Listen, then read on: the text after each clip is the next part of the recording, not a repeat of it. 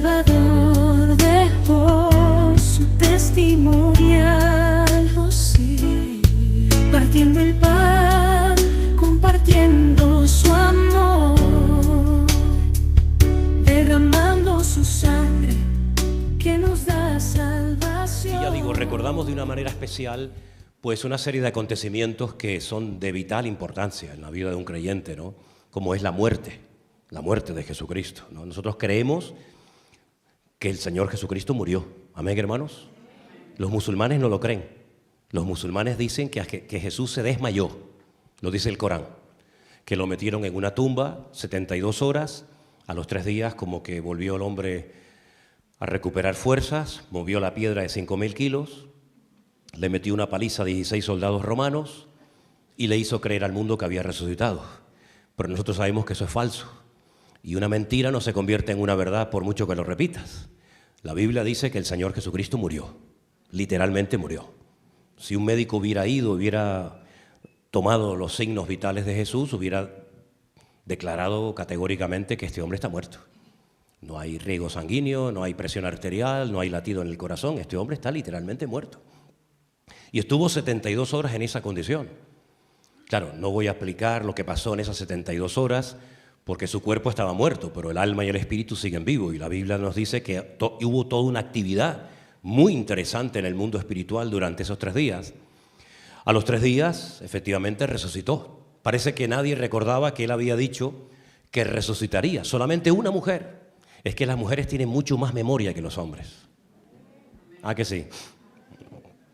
Es verdad. Tú me dijiste, yo te dije, ¿cuándo te dije? Tú me dijiste, ¿eh? Una mujer se acordaba que él había dicho en vida, yo resucitaré al 3er día. Y se fue muy, muy temprano en la mañana. Pero como yo siempre he dicho que al Señor no le vamos a ganar en nada, cuando ella llegó pensando que todavía la piedra estaba allí, pues resulta de que ya el Señor hacía mucho tiempo que había resucitado. Ella comenzó a llorar porque se dio cuenta de que la tumba estaba vacía. Y de ahí viene lo que no llores como una Magdalena, ¿no? Ella se dio cuenta de que la tumba estaba vacía, fue al lugar donde estaban los discípulos reunidos y les dijo, el maestro ha resucitado y yo me he encontrado con él, yo he vuelto a verlo, yo he hablado con él. Los discípulos no lo creían, pero efectivamente eso fue lo que sucedió. Al 3er día el Señor Jesucristo resucitó y esa tumba se puede visitar hoy en día y está vacía, ¿sí? Ahora, lo que para nosotros es normal, prueba de ello que lo he dicho varias veces y nadie se ha inmutado ni ha dicho amén ni nada, ¿no? Esto es algo impresionante. ¿O es que todos los días meten a una persona en una tumba y a los 3 días resucita? Esto es algo increíble. Esto no le ha pasado a nadie. Los musulmanes saben que Mahoma murió. Todos los líderes religiosos saben que sus líderes murieron. Pero nosotros sabemos que Cristo está vivo. Porque Él resucitó al 3er día. Y como también he dicho en otras ocasiones, la piedra no se movió para que Él pudiera salir. La piedra se rodó para que pudiéramos entrar y ver que la tumba efectivamente estaba vacía, ¿no? Está 40 días con sus discípulos y a los 40 días asciende y dice antes de irse, me voy pero volveré otra vez. Y todo eso, muerte, resurrección y segunda venida, lo recordamos de una manera especial, tal día como hoy, con 2 elementos que todo el mundo conoce y que puede tener en su hogar, como es pan y vino. Y eso es lo que vamos a celebrar en esta mañana, la Santa Cena con pan y con vino, recordando el triunfo, la victoria del Señor Jesucristo y, cómo no, su segunda venida. Porque una generación vio su muerte, una generación vio su resurrección y otra generación verá su retorno, su venida. Y espero que sea la nuestra. Espero que seamos nosotros los que veamos venir al Señor en una nube para estar para siempre con Él. También es un momento para examinarnos a nosotros mismos, ¿sí? Es un momento no para mirar los defectos de nadie, que hay algunos que son expertos, en siempre observar los defectos de los demás. Madre mía, tienen como una parabólica aquí. Mira lo que hizo, mira lo que dijo, mira cómo viene, mira cómo no viene. En fin, como a mí hace muchos años que me da igual lo que la gente haga, ¿no? Pero es un momento para examinarnos a nosotros mismos. Para preguntarte cómo estás delante de Dios, no cómo te gustaría estar.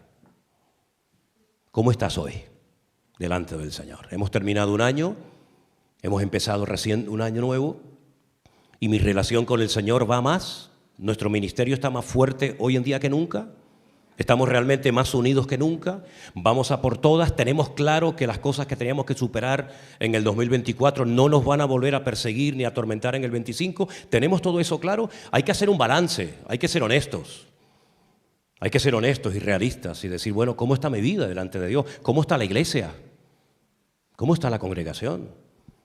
Sí, hemos crecido numéricamente, eso es evidente, hay que ser ciego para no reconocerlo. Pero en cuanto a calidad, en cuanto a nivel espiritual, en cuanto a talla espiritual, ¿hemos crecido también? ¿O simplemente hemos crecido, digamos, externamente y internamente estamos igual o peor? Yo creo que es muy importante que en esta mañana tú te preguntes, oye, ¿mi relación con Dios cómo está? Porque se supone que todos tenemos una relación con Dios personal, ¿sí o no? Pues todo eso ahora y aquí es el momento de preguntarnos cómo estamos delante del Señor.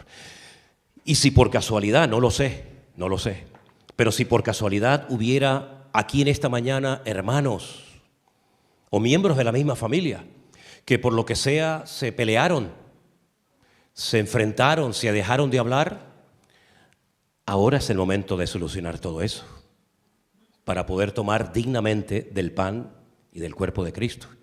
Y si alguien que dice, bueno, pero a mí eso no me puede pasar, bueno, permíteme que ponga mi ejemplo. Nosotros estuvimos 10 años sin hablarnos, mi hermana y yo. 10 años. Me colgó un día el teléfono y me dijo, ahí te quedas.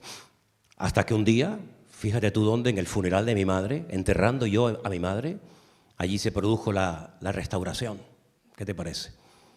Entonces, a todos nos puede pasar que nos hemos enfrentado con una esposa, con un hijo, con un marido, con un hermano. A todos nos ha pasado en la vida, a todos.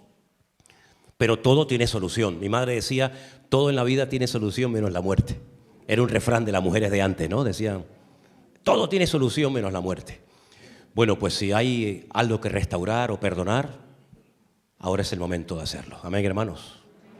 Yo voy a hacer algo y después te voy a pedir si tú quieres, si tú quieres. Nadie se sienta obligado ni comprometido a hacerlo. Yo voy a hacer algo que después le voy a pedir que al que quiera hacer, que lo haga. ¿Me dais permiso para decir esto? Pero si no sabéis lo que voy a decir. Si yo os he ofendido, si yo he hecho o dicho algo que ha sido incorrecto y te ha causado dolor o tristeza, yo públicamente os pido perdón a todos vosotros. Tanto a los hermanos del puerto, como a los hermanos de Santa Cruz, como a todos los que nos están viendo ahora. Creo que esto se está retransmitiendo en directo y este culto se está grabando y después lo vamos a retransmitir indiferido y lo van a ver miles y miles y miles de personas por todo el mundo. Así es que te animas al que está a tu lado, detrás, delante, decirle, oye, si te he ofendido, si te he hecho algo malo, te quiero hoy pedir perdón. No sé, como tú quieras, como tú veas. Yo no miro a nadie, Yo no miro a nadie.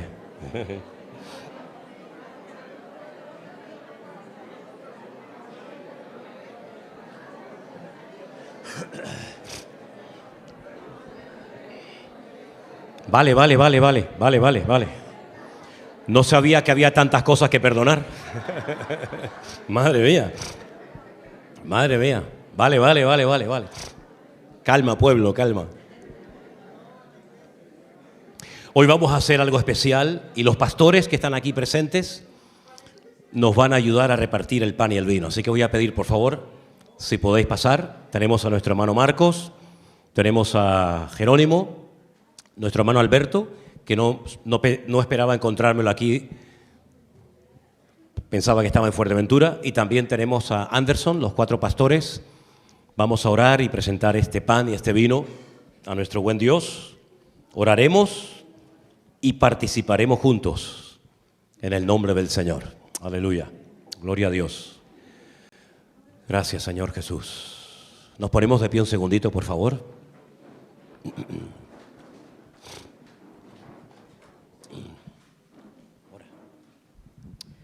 Bendito Padre Celestial, te damos gracias, Señor. Gracias por tu presencia. Gracias por darnos la oportunidad, Señor, de podernos reunir tantos hermanos el día de hoy, Señor, con un objetivo, Señor, para darte a ti toda la gloria y toda la honra, Señor. para recordar, Señor, que tú diste tu vida por cada uno de nosotros y todo por amor, Señor, pero que resucitaste y estás a la diestra de Dios Padre intercediendo por nosotros, Señor. Permite que podamos participar, Señor, de este vino, de este pan, Señor, dignamente, Dios mío, Señor, que seas tú perdonando, Señor, nuestras faltas, nuestros errores, nuestros pecados, nuestros malos pensamientos, Señor. Gracias por este momento, Señor, y lo compartimos con acción de gracias. En el nombre de Jesús. Amén, amén. Amén. Los hermanos van a comenzar a repartir la copita, el trocito de pan, la recoges y esperamos todos después a participar todos juntos. ¿Os parece, hermanos? Gloria a Dios. Mientras tanto, voy a leerles unos versículos de la Biblia que nos vienen muy bien para esta hora.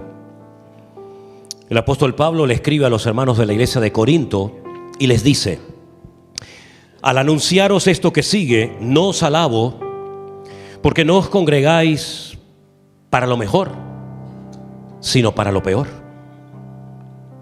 Pues en primer lugar, cuando os reunís como iglesia, oigo que hay entre vosotros divisiones, y en parte lo creo. Porque es preciso que entre vosotros haya disensiones, para que se hagan manifiestos entre vosotros los que son aprobados. Cuando se reúnen, esto no es comer la cena del Señor. Porque al comer cada uno se adelanta a tomar su propia cena y uno tiene hambre y el otro se embriaga. Pues, ¿no tenéis casas donde podáis comer y beber? ¿Menospreciáis la iglesia de Dios y avergonzáis a los que no tienen nada? ¿Os alabaré en esto? Dice: en esto no os voy a alabar. De manera que cualquiera que coma o beba de este pan indignamente será culpado porque ha participado indignamente de la sangre del Señor. Por tanto, miren qué interesante, ¿no? Creo que lo tenéis por ahí. Pruébese cada uno a sí mismo y coma así del pan y beba de la copa. Porque el que come y bebe indignamente, sin discernir el cuerpo del Señor, juicio come y bebe para sí. Esto es muy interesante lo que voy a leer ahora. Por lo cual hay muchos enfermos y debilitados entre vosotros, y muchos duermen. Por todo lo que viene diciendo, ¿no? Esta es la causa, esta es la razón. Este es el verdadero motivo de tanta enfermedad, de tanta debilidad, de tanta muerte. Por eso nos tenemos que examinar a nosotros mismos para que no seamos juzgados. Mas siendo juzgados somos castigados por el Señor para que no seamos condenados con el mundo. Así que, hermanos míos, cuando os reunís para comer, esperaos los unos a los otros. Si alguno tuviere hambre, come en su casa, para que no os reunáis para juicio. Las demás cosas las pondré en orden cuando yo fuere. El motivo principal de estas palabras de Pablo a esta congregación de Corinto era poner en orden la iglesia.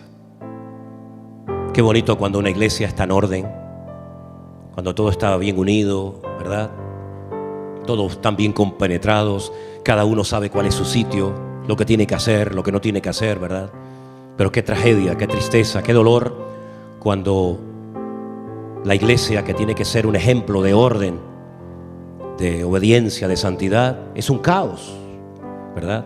Y hay divisiones como las había en la iglesia de Corinto. Divisiones, peleas, celos, envidias, discrepancias entre los hermanos. Y cuando a Pablo le informan de toda esta situación, Pablo se siente mal, ¿no? Después de haber trabajado más de un año como pastor de la iglesia, ver que ahora la iglesia está dividida internamente, ver que está dando un mal ejemplo, un mal testimonio a la ciudad de Corinto, una ciudad corrupta, una ciudad de una inmoralidad, de una promiscuidad sexual brutal, de templos por todas partes.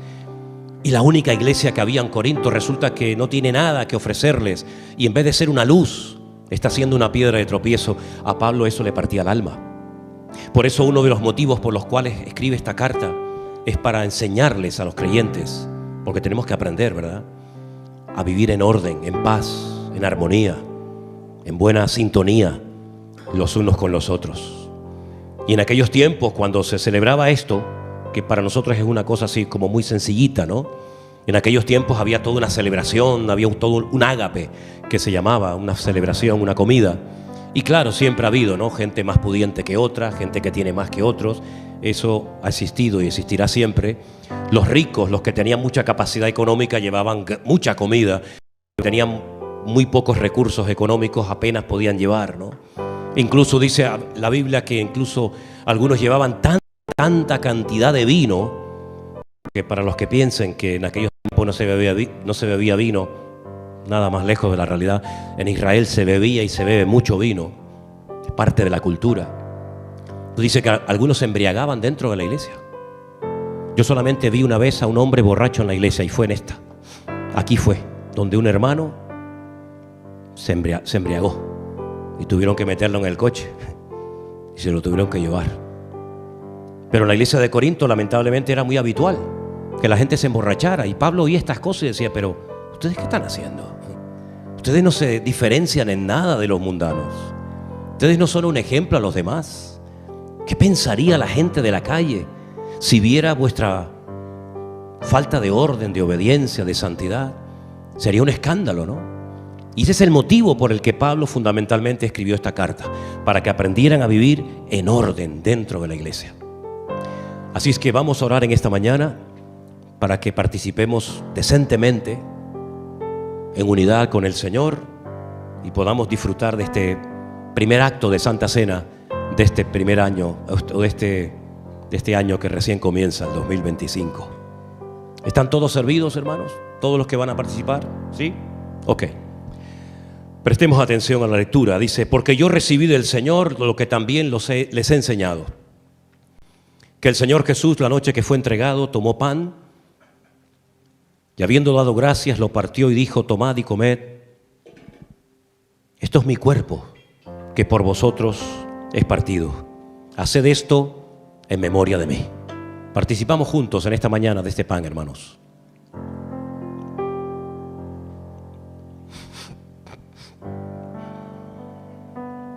Gracias, Señor Jesús.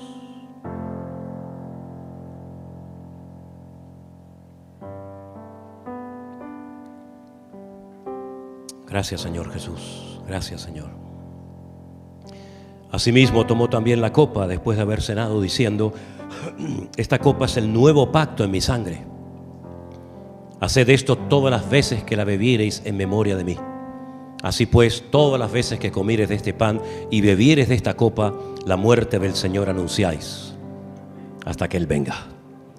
Participamos juntos de la copa.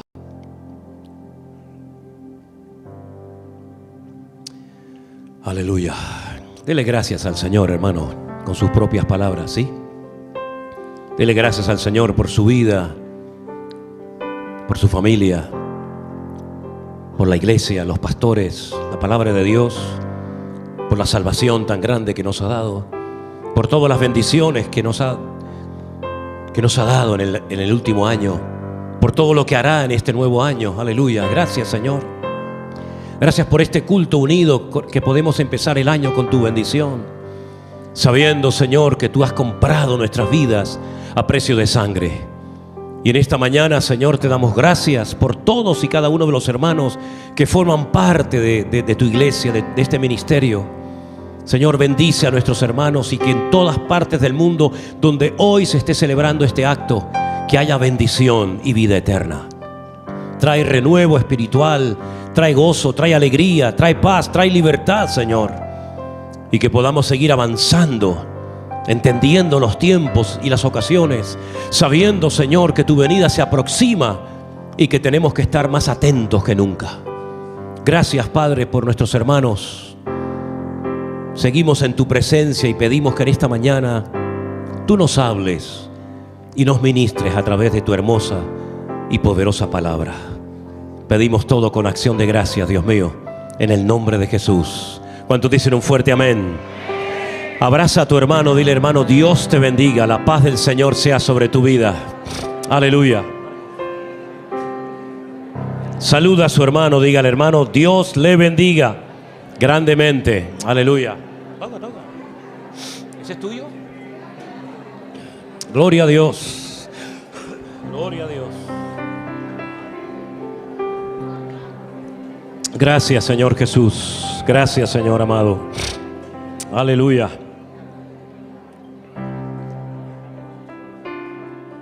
Gracias, Señor. Pueden tomar asiento, mis queridos hermanos, por favor.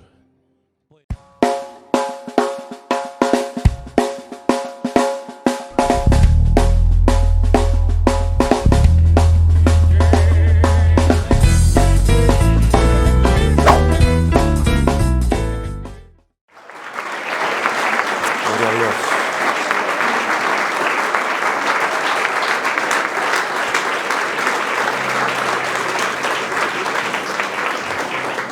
Amén, hermanos, pueden tomar asiento, por favor, en esta mañana. Queremos dar la bienvenida a todos, sobre todo a las visitas, a personas que están aquí por primera vez, incluso que vienen hasta de lejanas tierras, como es el caso de esta familia, ¿no? El caso de este matrimonio, que me acabo de enterar hace un ratito que vienen de Guatemala. ¿Os podéis poner de pie? ¿Sí? Se giran así, dicen vuestros nombres. ¿Tu nombre? Miguel. Tu esposa, Paula. Dios les bendiga. De Guatemala. Qué bueno. Bueno, ya creo que ya todos han estado con anterioridad aquí en la iglesia. Como pueden comprobar, hoy vamos a participar de lo que llamamos la Santa Cena, ¿verdad? Es raro llamar cena a algo que vamos a hacer por la mañana, ¿no?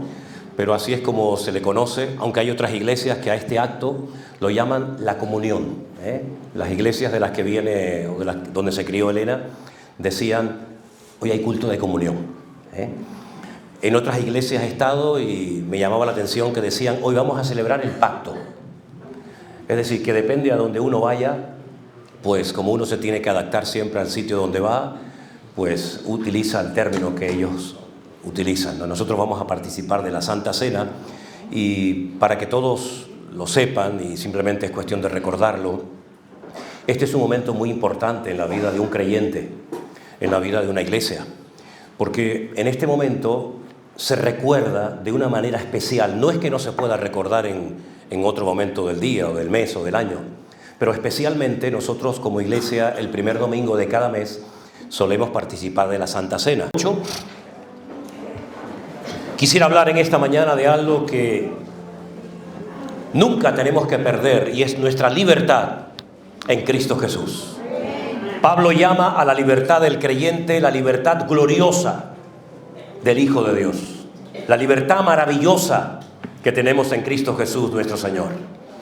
Juan capítulo 8, a partir del verso 31, palabras del Señor Jesucristo, y dice lo siguiente: dijo entonces Jesús a los discípulos que habían creído en Él, si vosotros permaneciereis en mi palabra, seréis verdaderamente mis discípulos, y conoceréis la verdad, y la verdad os hará libres. Le respondieron, linaje de Abraham somos, jamás hemos sido esclavos de nadie. ¿Cómo pues dices tú, seréis libres? Jesús les dijo, de cierto os digo, que todo aquel que hace pecado es esclavo del pecado. Y el esclavo no queda en la casa para siempre, el Hijo sí queda para siempre. Así que si el Hijo os libertare, seréis verdaderamente libres. Sé que sois descendientes de Abraham, pero procuráis matarme, porque mi palabra no haya cabida en vosotros. Yo hablo lo que he visto acerca del Padre. Vosotros hacéis lo que habéis oído acerca del Padre. Esta es una conversación tan interesante, es una enseñanza tan profunda, que yo he leído esto no sé cuántas veces, pero siempre me impacta lo directo y lo claro que era el Señor cuando hablaba de las cuestiones relacionadas con la vida cristiana y con el reino de Dios. El capítulo 8 comienza hablándonos acerca de una mujer que, según los escribas y fariseos de la época, fue sorprendida en el mismo acto de adulterio. Lo curioso es que a él no lo trajeron, solamente la trajeron a ella. Y le dijeron al Señor que según la ley de Moisés, esta mujer tenía que morir apedreada. Todos conocemos la historia. El Señor les dijo, yo conozco la ley de Moisés perfectamente. De hecho, yo soy la palabra hecha carne. Pero para poder cumplir con ese mandamiento, los que quieran apedrearla tienen que estar libres de pecado. Así que examínate a ti mismo y si estás verdaderamente libre de pecado, comienza el acto de lapidación. La Escritura dice que todos, desde el mayor hasta el menor, se sintieron aludidos por esta palabra y se fueron. Finalmente el Señor le dijo: mujer, los que te condenaban han desaparecido, yo tampoco te condeno, levántate, ve en paz, pero no peques más. No vuelvas otra vez al mismo pecado que cometiste. Conociendo esto, Jesús comienza a hablar con las personas que estaban allí. Gente que creía en Él, gente que lo rechazaba, escribas, fariseos, es decir, con los profesionales de la religión. Y Él comienza a hablarles a ellos y les dice acerca de la libertad. Para poder ser discípulos míos, ustedes tienen que cumplir un requisito indispensable, que es el de permanecer en mi palabra. Si ustedes con el paso del tiempo, a pesar de las luchas, las pruebas, las dificultades, etcétera, ustedes logran permanecer en mi palabra, ustedes podréis convertiros en auténticos discípulos míos. Una cosa es creer en el Señor y otra cosa completamente diferente es ser un discípulo de Cristo. Son dos cosas completamente diferentes. Mucha gente creyó en el Señor Jesús, pero nunca llegaron a convertirse en discípulos. La palabra discípulo es muy amplia. Podríamos hablar mucho tiempo acerca de las distintas aplicaciones, de los significados, de la raíz etimológica de la palabra y muchas cosas, pero fundamentalmente los discípulos eran los que más de cerca vivían con el Señor. Los discípulos oyeron y vieron cosas que los seguidores nunca vieron ni oyeron. Los discípulos eran la gente de confianza de Jesús. Un discípulo es una persona que está bajo la disciplina de alguien o de algo. En este caso, bajo la disciplina o la tutela del maestro que era el Señor Jesucristo. Siempre hubieron discípulos. Los filósofos de Grecia tuvieron sus discípulos, los fariseos tuvieron sus discípulos, Juan el Bautista también tuvo sus discípulos y Jesús también tuvo, en un principio más de 70. Al final el grupo se fue reduciendo y quedó limitado a 12. Y los discípulos eran personas que estaban bajo la disciplina, bajo el trato directo de un maestro. Ahora, en aquella época un discípulo se abandonaba en los brazos de su maestro, en el sentido de que ya no tenía que preocuparse de ningún detalle de su vida, ni de la comida, ni del vestido, absolutamente de nada. Porque cuando alguien era llamado por un maestro para convertirte en un discípulo, ese que te llamaba se encargaba de todos y cada uno de los detalles de tu vida. Por eso el Señor les dijo una vez a los discípulos: cuando yo os mandé a estos lugares a predicar, ¿os faltó algo? ¿O faltó comida? ¿O faltó vestido? Dijeron: no, nada, Señor. Y es que eso era responsabilidad del que llamaba. Suplir las necesidades, cubrir las necesidades materiales del que había sido llamado. Y para poder ser un discípulo de Cristo, uno tenía que aprender un principio elemental de la vida, que es perseverar, ser constante en la palabra. Y es lo que lamentablemente a muchos les ha costado y les sigue costando. Están una temporada bien, parece que van bien, pero algo pasa, siempre ocurre algo, queriendo o sin querer, que corta el proceso de crecimiento como una especie de aborto espiritual y vuelves otra vez a dar un paso atrás. Y espero que otra vez puedas empezar de nuevo. El Señor Jesucristo en su palabra nos da enseñanzas acerca de las características de un seguidor y de las características o responsabilidades que adquiere un discípulo. Y son totalmente diferentes las unas de las otras. Pero una de las características de un verdadero discípulo es que es libre. Porque al conocer la verdad en sí misma produce la liberación de tu vida. Y la verdad no es simplemente un concepto filosófico, no una idea, la verdad o la libertad, sino que es algo que se puede experimentar. Tú puedes conocer la verdad. Tú puedes experimentar una libertad que te va a acompañar el resto de tus días, y espero que así sea. Porque la libertad, tema del cual quiero hablar en esta mañana, es uno de los resultados de mi posición en Cristo. Si yo estoy en Cristo, si yo persevero en Cristo, Yo ya conozco la verdad y la verdad directamente me hace libre. Nadie me puede quitar mi libertad en el Señor. Ahora, si tú te metes, por ejemplo, en internet y navegas por ahí, por Google, etcétera, te vas a encontrar 1000 ideas y conceptos diferentes en cuanto al tema de la libertad. Incluso algunos han llegado a decir que uno no es verdaderamente libre si no es capaz de hacer lo que a uno le da la gana. Y la Biblia aclara este concepto erróneo acerca de la libertad. Porque libertad no es hacer todo lo que se me viene a la cabeza. No es dar rienda suelta a mis impulsos carnales o emocionales. La libertad no depende de lo que haga, sino de lo que soy, repito, de mi posición en el Señor. Y si yo estoy en Cristo y estoy en la verdad, yo soy verdaderamente libre. Y no hay peor esclavo que el que se cree ser libre y no lo es. Ahora, ¿de qué somos libres según la palabra de Dios? Somos libres de toda condenación. El mismo apóstol Pablo, cuando le escribe una carta a la iglesia de Roma, en el capítulo 8, que es un capítulo impresionante, yo les recomendaría que de vez en cuando lo leyeran, y si pueden, apréndetelo de memoria, que te va a venir muy bien. El capítulo empieza diciendo: ahora pues, ninguna condenación hay para los que están en Cristo Jesús. Los que ya no andan conforme a la carne. Y ahí comienza a describir cómo tiene que andar una persona libre de toda condenación. Una persona que es guiada por el Espíritu de Dios, ¿verdad? Capítulo, ya digo, maravilloso. Somos libres de toda condenación. No hay nada que nos separe, no hay nada que nos excluya de la presencia del Señor. ¿Sabe lo que era decir esto en aquellos tiempos, hermanos? Hoy en día para nosotros es normal decir que como creyente estoy libre de toda condenación. Pero en aquellos tiempos, por la más mínima tontería, ya quedabas excluido de la presencia de Dios. Pasabas por un lugar donde estaban enterrando a una persona, quedabas contaminado, ya no podías entrar al templo. Estabas con el periodo de tu menstruación, ya estabas impura, no podías entrar al templo. Tocabas una cosa que había sido contaminada por alguien que estuvo enfermo, no sé qué, no sé cuál, quedabas totalmente impuro.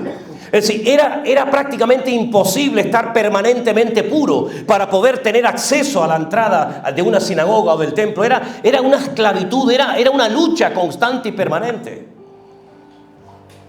Sin embargo, el Señor dice: ahora, por mi sangre, por mi obra, por mi sacrificio perfecto en la cruz, no hay nada que os excluya de mi presencia.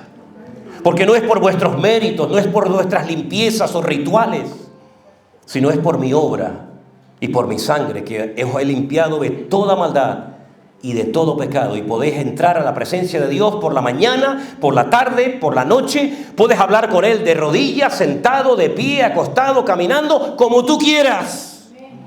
No tienes que pedir cita previa. Hermano, permítame, estoy hasta el gorro de las dichosas citas previas. No sé ustedes, pero yo desde el tiempo de la pandemia, todo es cita previa. Hace tiempo me fui a cortar el pelo. Entro a la peluquería y eran 2 empleados. Uno estaba leyendo el periódico. El otro estaba barriendo los pelos del que se fue anteriormente. Entré y le digo: hola, buenos días, ¿me pueden cortar el pelo? Y me dice: ¿tienes cita previa? Le digo: ¿cita previa? Pues si no estáis haciendo nada. Si no hay nadie. Bueno, venga, va. Vas al taller a cambiar el aceite al coche, ¿tienes cita previa? Todo hoy en día es cita previa. Yo creo que algún día para ir al supermercado te dirán: ¿tienes cita previa? Si no, no puedes hacer la compra. Todo es cita previa. Mira, doy gloria a Dios que mi Dios no me exige tener cita previa para presentarme delante de su presencia, sino que puedo entrar cuando quiera y como quiera. Aleluya. Sin cita previa tengo acceso a la presencia de Dios. No una vez al año como aquel sumo sacerdote en el Antiguo Testamento, ¿verdad? Que tenía que hacer toda una parafernalia, todo un ritual, sino que podemos entrar a la presencia del Señor porque somos libres para poder tener acceso a Él cuantas veces queramos.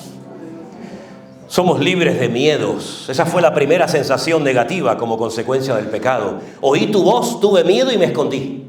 Fueron las palabras textuales de Adán. Oí tu voz, tuve miedo y me escondí.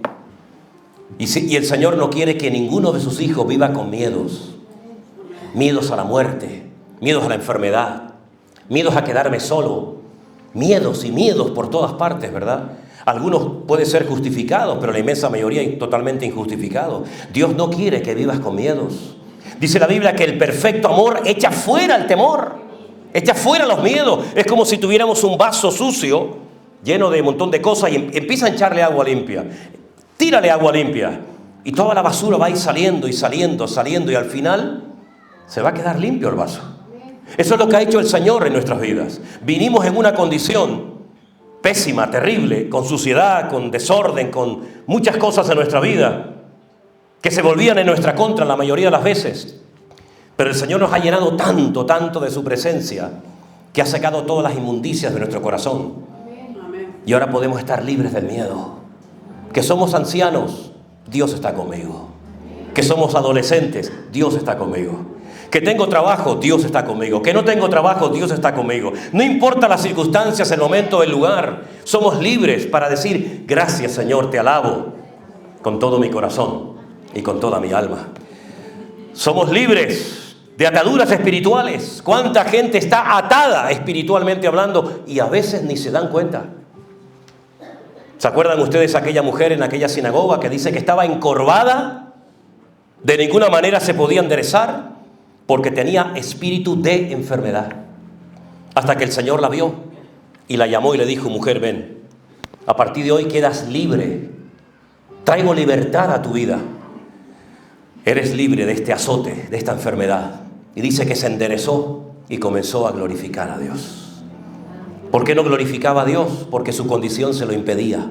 Estaba más pendiente de su condición que de dar honra y gloria al Señor. Pero el Señor, en cuanto pone en orden, en cuanto endereza su vida, automáticamente comienza a glorificar al Señor. Es algo que brotó libre y espontáneamente. El Señor rompe ataduras en nuestras vidas, complejos, traumas, cosas que nos hicieron, cosas que nos dijeron, malos recuerdos, pesadillas, etc. De todo eso somos libres.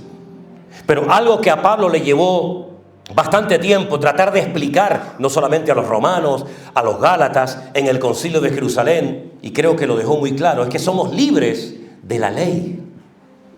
Porque la ley, con sus rituales, con sus fiestas, con sus ceremonias, con sus cientos y cientos y cientos de mandamientos, de preceptos, de estatutos, era un yugo y era un medio para llevar a la gente a Cristo. Y si la ley no le llevaba a la gente a Cristo, no sirve para nada, era una auténtica atadura. Era un infierno vivir bajo la presión constante y permanente de la ley.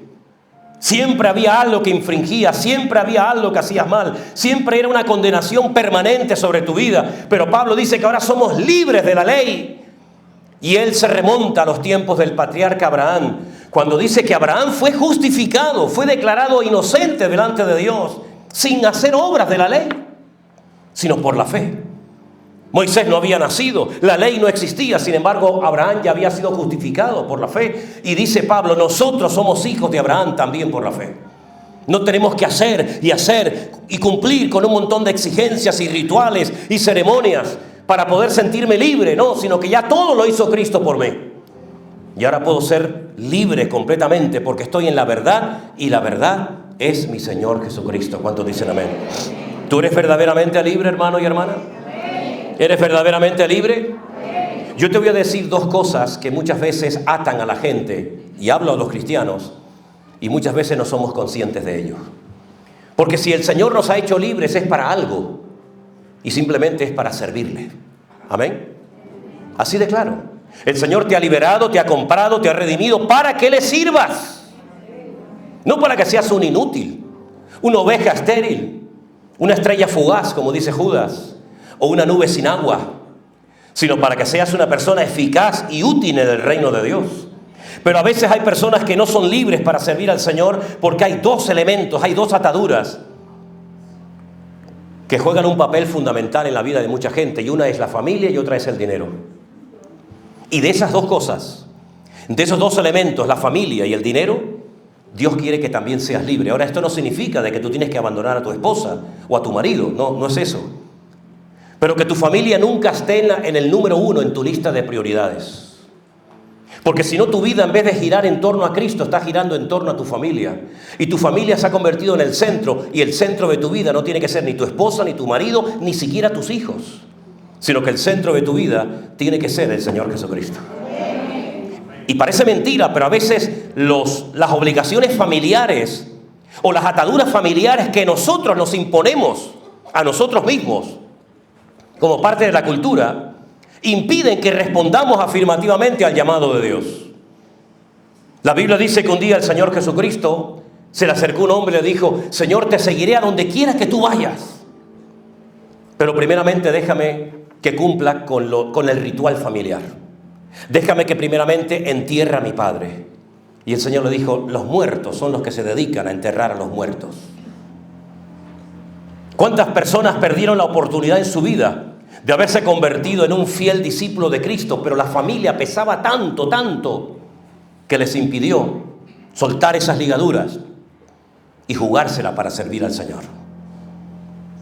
La familia es algo muy importante en la vida de un creyente, muy importante, por supuesto. Pero nunca un problema familiar tiene que impedirte servir al Señor. Es más, si en algún momento un aspecto familiar te impide servir al Señor, vas a tener que ser muy valiente y tomar una decisión muy drástica delante de Dios. Y es que los cristianos, un verdadero cristiano, si algo lo caracteriza, es que tiene que ser una persona radical. Un cristiano, si quiere ser un buen cristiano, tiene que ser una persona radical. Y si no eres radical en tus decisiones, difícilmente podrás llegar a ser un discípulo de Cristo. Pero el segundo aspecto que ata a mucha gente son los aspectos económicos. Por eso les voy a dar un consejo. No es un mandamiento bíblico, ni mucho menos, pero es simplemente un consejo. Si quieres ser verdaderamente libre en el 2025, paga todo lo que le debes a quien sea. ¿Alguien puede decir un amén chiquitito? Amén. Paga tus deudas lo antes posible. Porque hasta que no pagues tus deudas no serás verdaderamente libre. No dependas de tarjetitas de plástico. Saco de esta y meto aquí. Saco de esta y meto allá. Esta es del 1 al 21. Esta es del 21 al 31. Y así voy tapando agujeros, ¿no? ¿Sabes cómo se dice en hebreo pagar? Es que me llamó tanto la atención esto que digo, yo se lo voy a decir a los hermanos por si les interesa. ¿Sabes cómo se dice pagar en hebreo? Le shalem. Le shalem. ¿Y sabes qué es le shalem en hebreo? Aparte de pagar, estar en paz. Shalom viene de le shalem viene de shalom. Cuando tú pagas, estás en paz. Mientras no pagas, no tienes mucha paz que digamos. Estás preocupado, ¿y cómo voy a pagar? ¿Y cómo no voy a pagar? Y ahora debo esto, y ahora debo lo otro. ¿Y a quién le pido? ¿Y a quién no le pido? Procura, si quieres ser libre 100% en el 2025, no deberle a nadie nada. Y si no puedes comprar algo, no lo compres, pero no te vuelvas a atar a deudas que te amargan la vida y te absorben tu tiempo y tu energía de tal manera que no tienes tiempo para otras cosas. Claro, si alguien se siente aludido en esta mañana, discúlpenme. Bueno, no me disculpen. No me disculpen. Yo no tengo que pedirle disculpas a nadie por decir esto, porque la Biblia dice: pagad a todos lo que debáis. Si usted tiene que pagar algo, antes de ir a un hermano a pedirle dinero, vaya a su aposento, cierre la puerta, póngase de rodillas y tu Padre que te ve en secreto te recompensará en público.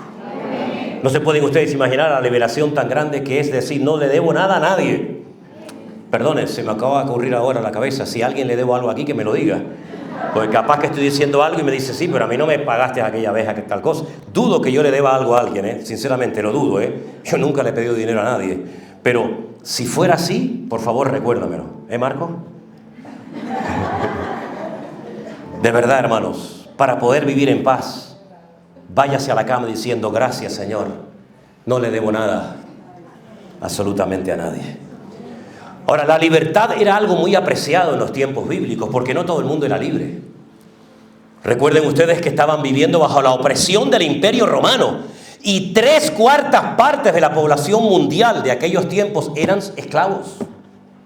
Solamente había un 25% de la población que eran ciudadanos romanos, que eran libres. Y como ciudadanos libres no pagaban impuestos, tenían un montón de privilegios, pero el resto de la población eran esclavos de Roma.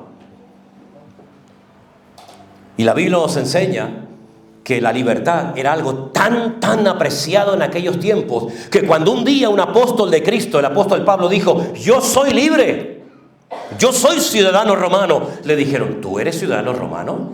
Pero si para obtener la ciudadanía romana hay que pagar una cifra enorme de dinero. Y dice, pero es que yo no tuve que pagar nada, yo soy libre desde la cuna. Yo soy ciudadano romano desde la cuna, desde el día que nací. Se ve que su padre, en Tarso, le había prestado un favor grande al Imperio Romano, no sabemos cuál. Pero fíjense qué importante era el tema de la libertad, que hay un capítulo, el capítulo 21 del Éxodo, si lo quieren leer después, que habla acerca de cómo teníamos que tratar a la gente que era esclava. Por eso cuando el Señor Jesucristo le dice a sus discípulos, a los escribas y fariseos, el esclavo no permanece en la casa para siempre, el hijo sí se queda. Tú a tu hijo no le tienes que decir que se vaya. Bueno, en algunos casos sí, ¿no? Cuando tiene más o menos 35, 40 años, tienes que decir, hijo, ya está bien, ¿no? Pero en aquellos tiempos, según Éxodo 21, a los 6 años, los esclavos tenían que ser puestos en libertad. Léalo. A los 6 años de haberte servido, le tenías que dar la libertad. Bueno, ahí había todo un montón de leyes, si se había casado, si había tenido hijo, si no se quería ir, eso es otro tema, ¿no? Pero los judíos sabían perfectamente de que ellos eran un pueblo diferente y no podían tener una persona esclavizada toda la vida. Nacían, vivían y morían como esclavos. Eso en Israel no se podía dar. Cada 6 años, y en el año de jubileo también, los esclavos tenían que ser puestos en libertad y empezar de cero. Empezar de cero. Y por eso ellos que conocían la ley, el Señor les dice, el esclavo no permanece en casa para siempre. Sabéis que tarde o temprano se va, pero el hijo permanece para siempre. Y ustedes han sido esclavos de la ley, ustedes han sido esclavos de la religión, ustedes han sido esclavos de vosotros mismos, pero el hijo, yo, si entro en una casa, permaneceré para siempre, y donde estoy yo, siempre habrá libertad. ¿Cuántos dicen amén? Así es que este tema de la libertad es algo tan interesante porque uno ve, por ejemplo, en la Biblia esclavos famosos, ¿no? Por ejemplo, pienso en Agar. Agar era una egipcia que nació, vivió y murió como esclava. Abraham se fue de Egipto, pero un trocito de Egipto se le metió en la casa. Y la Biblia nos enseña que aunque quedó embarazada de su amo, de su dueño, que era Abraham, finalmente el Señor le dijo a través de su esposa, despídela, dile que se vaya. Ella y el hijo, tu primogénito, Ismael. Abraham le sentó mal aquella palabra porque él amaba a su hijo. ¿Quién no ama al hijo? Pero hay cosas que tienen que ser expulsadas y echadas de tu vida lo antes posible para que puedas ser verdaderamente libre. Piensa durante el mensaje qué cosas tienes que echar de tu vida, de tu cabeza, de tu hogar, para que la paz y la libertad gloriosa de Cristo reine por fin en tu casa. A veces queremos meter en casa cosas que no tienen por qué estar ahí. ¿No dice la Biblia, por esto dejará el hombre a su padre y a su madre, y los dos serán una sola carne? No estoy hablando en contra de suegros ni de suegras, por favor, nadie me malinterprete. Pero lo que sí quiero decir es que espiritualmente no puedes seguir arrastrando un montón de cosas, de hábitos, de tradiciones y de costumbres, sino que tiene que llegar un momento en el que tienes que decir, yo me tengo que liberar de esto. Yo me acuerdo que mi madre siempre me decía, mi madre ya no vive, ya murió. Mi madre siempre me decía, no, ¿a dónde vas ahora? Voy a Argentina. No vayas. ¿Por qué, mamá? No, allí te van a matar, me decía. ¿A mí? Sí, a tu hija la van a secuestrar. Eso me decía siempre mi madre. Y me fui a Argentina y no me mataron. Y no secuestraron a Priscila. ¿Y a dónde vas ahora? No, ahora voy a África. Ay, a África, ¿pero para qué vas a África? Allí te van a comer los caníbales. Digo, no, yo les digo que tengo azúcar y así hacen caramelo conmigo, ¿no? ¿Y a dónde vas ahora? No, ahora voy a tal sitio, Y si fuera por mi madre no hubiera salido nunca de la habitación. Y cuando quería ir a la calle a jugar, me decía, no, hoy no salgas. ¿Y por qué? Porque hoy hay mucho sinvergüenza en la calle, me decía. Fíjate los argumentos que empleaba. Hoy hay mucho sinvergüenza. Y el sinvergüenza de la calle era yo. Yo era el sinvergüenza de la calle. No te juntes con aquellos que son malas compañías. Y las madres de aquellos decían, no te juntes con que este es un desgraciado. Si fuera por mi madre, nunca hubiera salido de la casa. ¿Y cuántas veces, verdad, por quedar bien delante de un padre, de una madre, de un suegro, de una suegra, de un primo, de un sobrino, de quien sea, quedamos mal delante de Dios? Porque al fin y al cabo, a quien tenemos que rendir cuentas, honrar y servir, es a nuestro Dios, ¿verdad? A veces nos quieren poner entre la espada y la pared, ¿verdad? Si me amas, no vayas a esa iglesia. No juegues con eso. No me hagas chantaje emocional, porque ya somos muy mayorcitos para que me estés jugando a eso, ¿no? Es interesante notar cómo Agar tuvo que ser expulsada y al momento vino la paz del hogar. al momento. Pero también hay un hombre que fue libre y perdió la libertad, porque yo también quiero decir en esta mañana que si tú eres verdaderamente libre, cuida tu libertad para que nadie ni nada te la robe. Hablo de José, ¿se acuerdan de José? Qué joven tan feliz, qué juventud, qué adolescencia tan bonita, ¿no? Pero sus propios hermanos lo vendieron, aunque realmente lo querían matar. Y perdió su libertad temporalmente hasta que después el Señor lo liberó y lo restauró. Cuida tu libertad como un tesoro. No dejes que nada ni nadie te domine. Siempre he dicho, y lo creo con todo mi corazón, qué maravilla es levantarte por la mañana y no depender de ninguna sustancia, no depender de nada en particular, sino decir, soy libre y teniéndote a ti, lo tengo todo. Porque en Cristo tengo paz, en Cristo tengo seguridad, en Cristo tengo libertad. Y aunque esté solo, yo sé que si tú estás conmigo, lo tengo todo. ¿Cuántos dicen amén?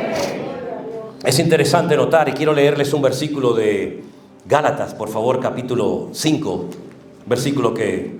Esta fue el primer versículo, la primera predicación que yo di cuando tenía 19 años y vine por primera vez en mi vida a Tenerife.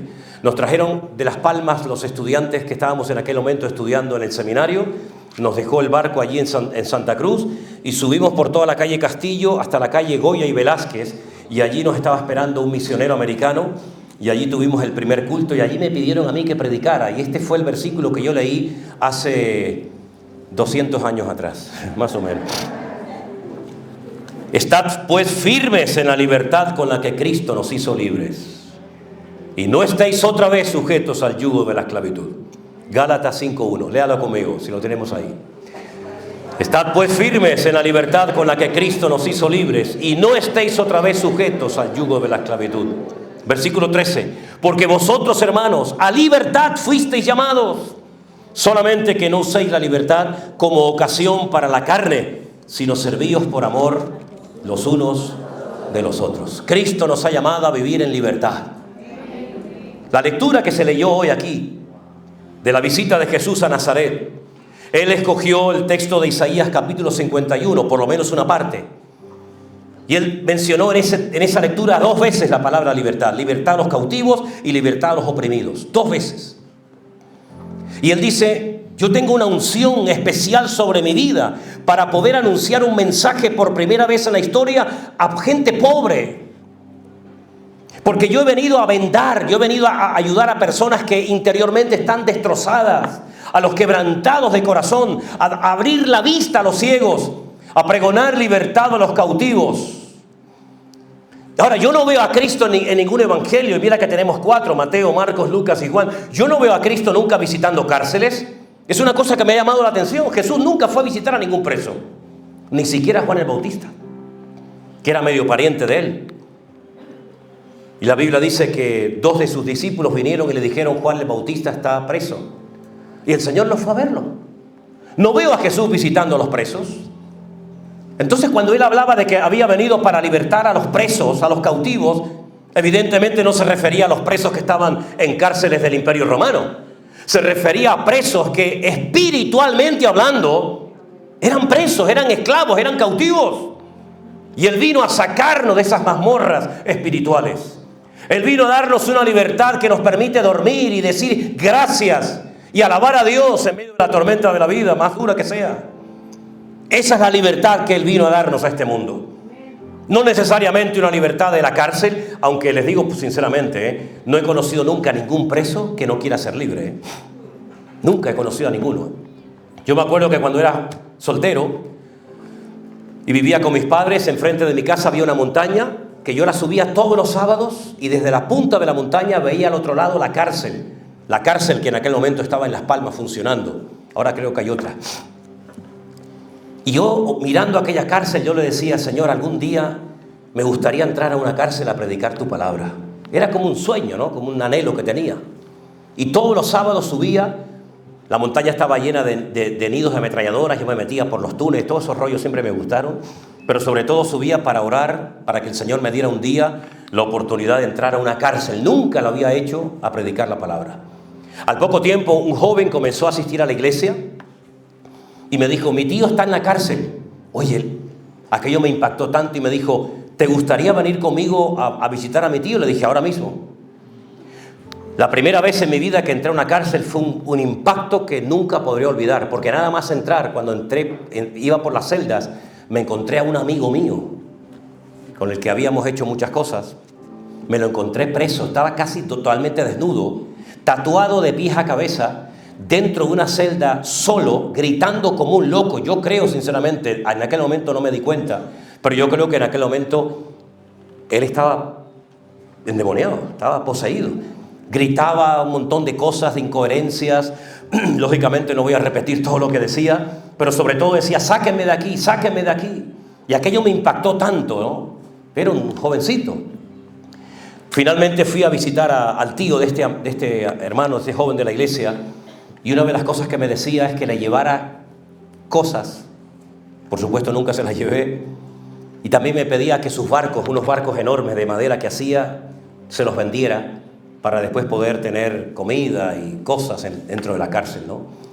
Y él siempre me pedía, quiero salir de aquí, quiero salir de aquí. Esa fue mi primera experiencia visitando un centro penitenciario. Después, durante 7 años, fui oficialmente el capellán evangélico del centro penitenciario Tenerife 2 en La Esperanza. Estuve yendo años a esa cárcel todas las semanas. Isma está aquí, no la vi esta mañana, Isma y a Genaro. Está ahí, ¿no? Isma venía conmigo en aquella época. Saben que Isma tiene la vida eterna. Cualquier cosa que digamos de la obra, Isma siempre está, siempre. No, es que una vez vino un ángel e Isma estaba allí. Es que una vez Isma estaba allí. Entonces yo entraba con Isma y con otras 2 hermanas, que ya les perdí el rastro, no sé nada de ellas. Y ellas iban durante años a los módulos de las mujeres. Y me consiguieron un permiso para yo ir con ellas al módulo de las mujeres. Ustedes no se pueden imaginar el primer día, cuando abrieron aquel portón de hierro y vieron de repente llegar a estas hermanas y a mí. Todo lo que me dijeron esas, yo no lo voy a decir en púlpito. Fue terrible, yo no sabía ni dónde meterme. Me acuerdo que había una piscina, la mayoría de ellas estaban semidesnudas y con el paso del tiempo me gané el respeto. Tuvimos la oportunidad de llevar a muchas a los pies de Cristo, de orar por algunas que estaban totalmente endemoniadas y los funcionarios no sabían ni qué hacer con ellas. Y recuerdo que un día, como una pequeña anécdota, una de las presas, la de mayor condena, me llamó aparte y me dijo, mira, yo te respeto como pastor, sé que vienes aquí, vienes a ayudarnos, vienes a predicar la palabra de Dios, pero yo no voy a entrar nunca a esas reuniones. ¿Y sabes por qué? Le dije, no. Dice, porque yo un día llegué a mi casa y encontré a mi marido con otra mujer. Me fui a la gasolinera, compré un bidón de gasolina, se lo tiré por encima, le prendí fuego a los 2 y los quemé vivos. Y yo no estoy arrepentida. Y como Dios, para perdonarme, tengo que arrepentirme. Yo no me quiero arrepentir, ¿para qué voy a entrar? Y le dije, muy bien, estupendo. Pero todas, cada vez que llegaba el momento de la oración, después de las canciones, después de la alabanza, después del mensaje, y decíamos, a ver, peticiones de oración, no había ni una que no dijera para salir de aquí. Para salir de aquí. Incluso conocía a chicas que eran hijas de pastores en aquel lugar. Tremendo. Después estuve visitando la cárcel de Monterroso, una cárcel solamente para menores en Lugo. Todos siempre oraban por lo mismo. Sácanos de aquí, Dios mío, sácanos de aquí. El año pasado estuvimos en una cárcel de máxima seguridad en Guatemala. Allí conocimos a chicos que habían sido de las maras de Salvador. Fue una experiencia impresionante. Armando me acompañaba. Fue algo realmente espectacular. Eso sí que son cárceles de verdad, ¿eh? Eso sí que son esas cárceles, tremendo. Allí vi de todo lo que se puedan imaginar, y todos siempre oraban por lo mismo, Señor, sácanos de aquí, sácanos de aquí. Lo que no entiendo por qué hay personas que han sido liberadas espiritualmente hablando y quieren volver otra vez a esclavizarse, a vicios, a ataduras, a cosas y a personas, cuando ya un día Cristo pagó el precio de tu libertad. La libertad es una de las cosas más hermosas que tenemos los hijos de Dios, para poder expresar nuestra gratitud, nuestra alabanza, nuestro amor al Señor. Entiendo que el mundo no entienda nuestra libertad en Cristo. Porque ellos piensan que son libres, porque pueden hacer todo cuanto se les pasa por la cabeza. Y eso no es libertad. Eso es lo que la Biblia habla de libertinaje. Pero libertad es poder tener autocontrol y poder tener la libertad de poder decidir. Y decidir adecuadamente conforme al diseño y a la voluntad de Dios para mi vida. ¿Cuántos dicen amén? Hermanos queridos, Dios nos ha hecho libres para que le podamos servir en su reino y en su obra. Y creo que hemos llegado a un punto, y lo digo de corazón, que nunca ha habido tantas oportunidades para servir al Señor como en este tiempo. Creo sinceramente que hay tantas oportunidades para servir al Señor que no entiendo, y es una cosa que no entiendo sinceramente. ¿Por qué hay personas que prefieren esclavizarse a algo antes de poder estar 100% libres para poder servir al Señor en su reino y en su obra? ¿Será que no te fías de Dios? ¿Será que Dios no te va a tratar como lo que tú mereces o necesitas? ¿Será que creemos que mi plan y mi proyecto de vida es mejor que el que Dios tiene para mí? Hermanos queridos, los afanes, las preocupaciones, las cosas que el año pasado te quitaron el sueño y trajeron preocupación y carga a tu vida, no permitas que este año te vuelvan a atrapar. Libérate y no estés preocupado de cosas que el Señor las puede resolver en segundos. Más bien, ocúpate en las cosas del reino y en las cosas del Señor, y verás cada día la gloria del Señor. Este lugar nos lo dio el Señor ya de hace muchos años. Y nosotros hemos hecho de este lugar un medio para poder llevar la palabra de Dios a miles de personas. Sin embargo, otras personas utilizan este lugar como una meta en sí misma y se atrapan a las posesiones y se enredan en las cosas en vez de utilizar las cosas para ser libres y poder servir al Señor. Piensa en lo que Dios te ha dado. Haz una lista de lo que ya tienes en el Señor. Tienes una familia, tienes un coche, una moto, una bicicleta, una casa, un par de zapatos, y haz una lista de todo lo que Dios te ha dado. Y cómo podrías servir a Dios desde tu plataforma actual. Y el día que te olvides de ti mismo, de tus problemas, de tus necesidades, y comiences a servir a Dios a través de la vida de los demás, vas a experimentar una libertad que la Biblia la denomina la libertad gloriosa y maravillosa de los hijos de Dios. Podríamos hablar desde la teoría horas y horas acerca de este tema, pero te desafío a que este año vivas en una total y absoluta libertad, libre de ataduras, y puedas organizar tu vida y tu tiempo de tal manera que lo primero y más importante sea el Señor en tu vida. ¿Cuántos dicen amén? Cierra tus ojos en esta mañana, mi querido hermano y amigo,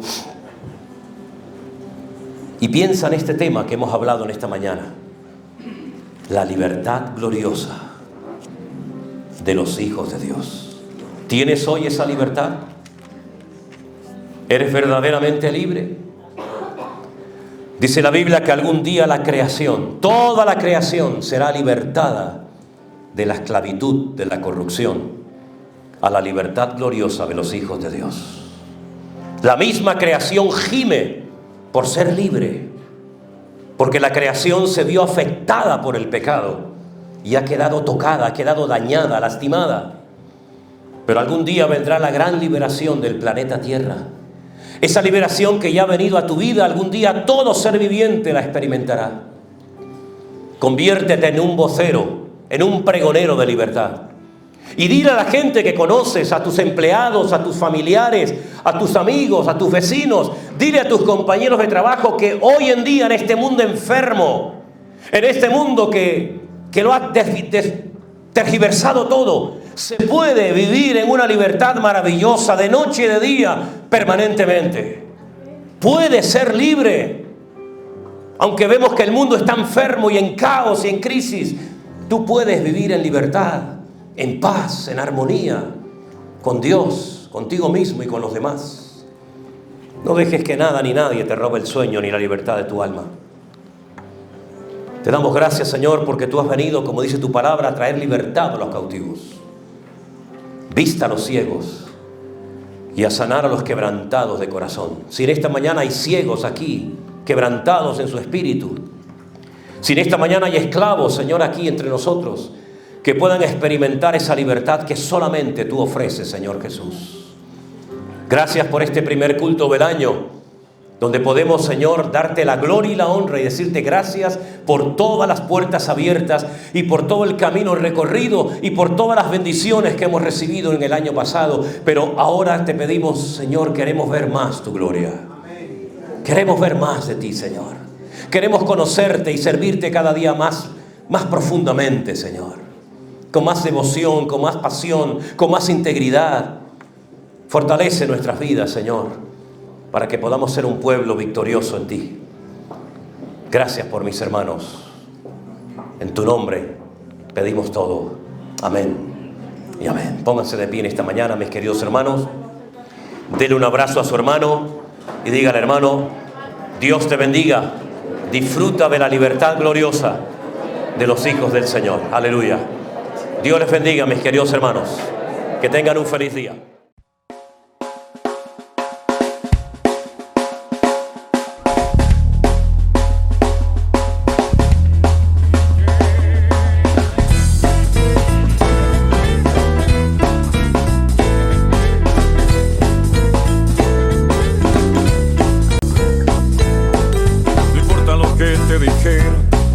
No importa lo que te hicieron, tienes que aprender a descansar en Dios.